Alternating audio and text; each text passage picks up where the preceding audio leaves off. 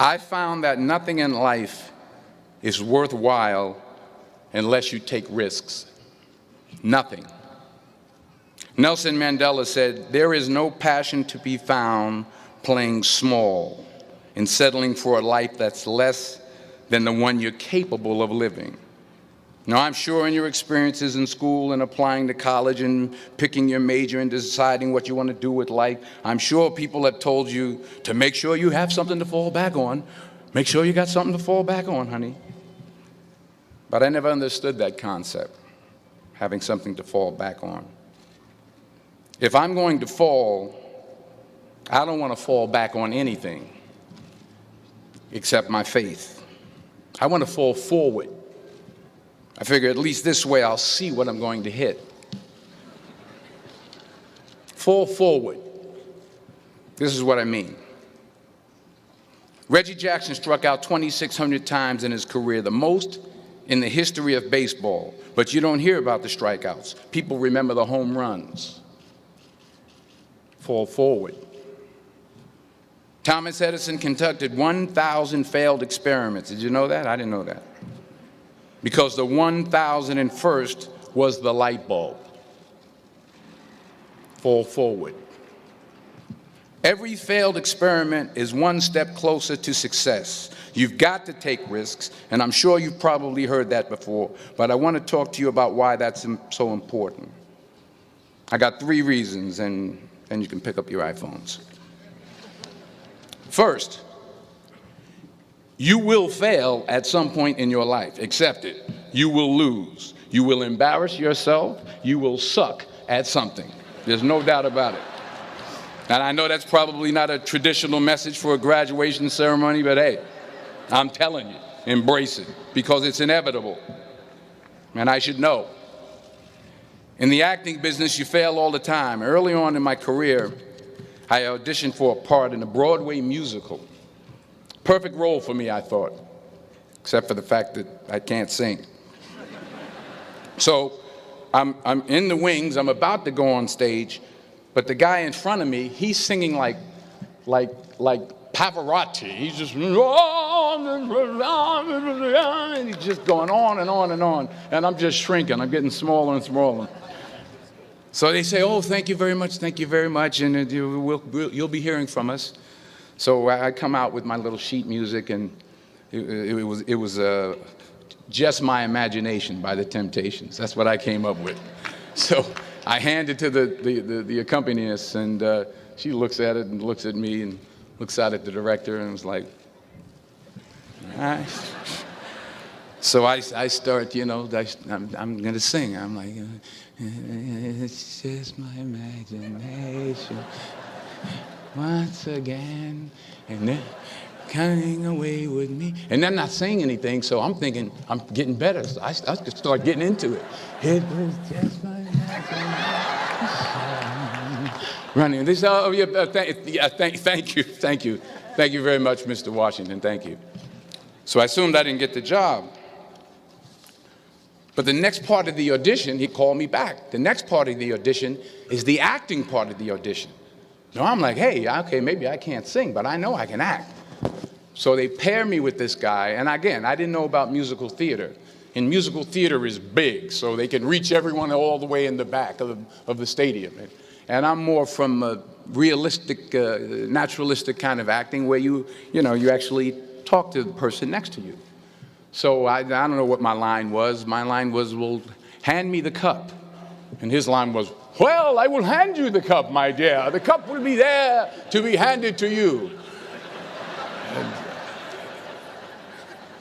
I said, "Oh, okay."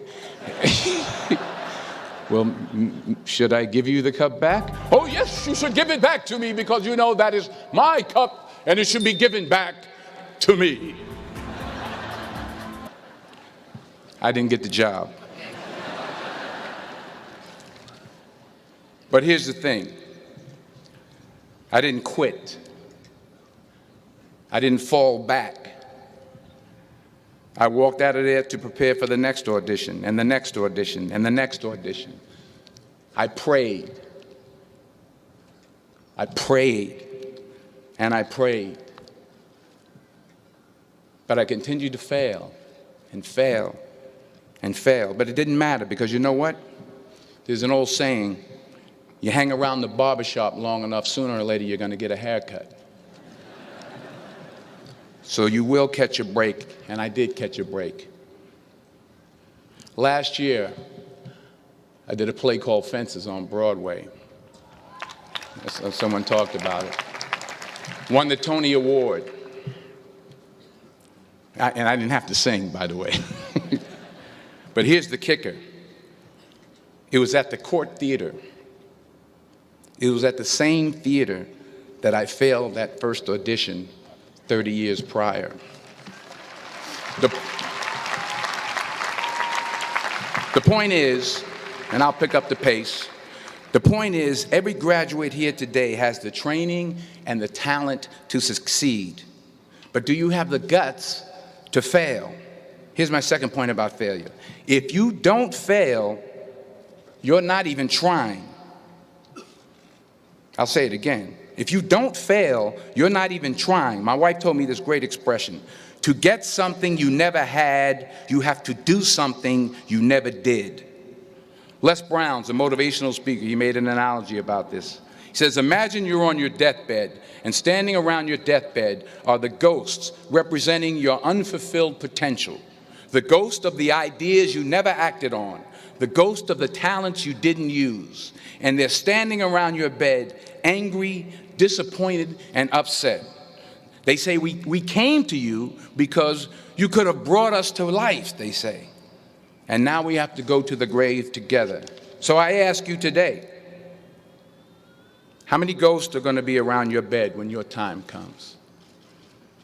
You've invested a lot in your education, and people have invested in you. And let me tell you, the world needs your talents, man. The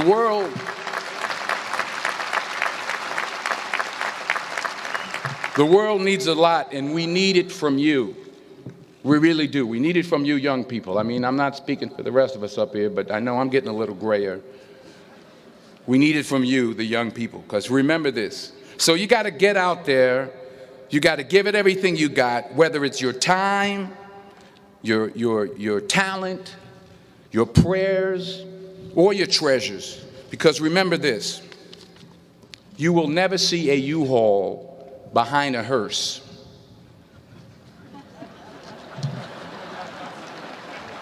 I'll say it again. You will never see a U-Haul behind a hearse. You can't take it with you. The Egyptians tried it, and all they got was robbed. So the question is, what are you going to do with what you have? I'm not talking about how much you have. Some of you are business majors, some of you are theologians, nurses, sociologists. Some of you have money, some of you have patience, some of you have kindness, some of you have love. Some of you have the gift of long suffering, whatever it is, whatever your gift is. What are you going to do with what you have? All right, now here's my last point about failure. Sometimes it's the best way to figure out where you're going.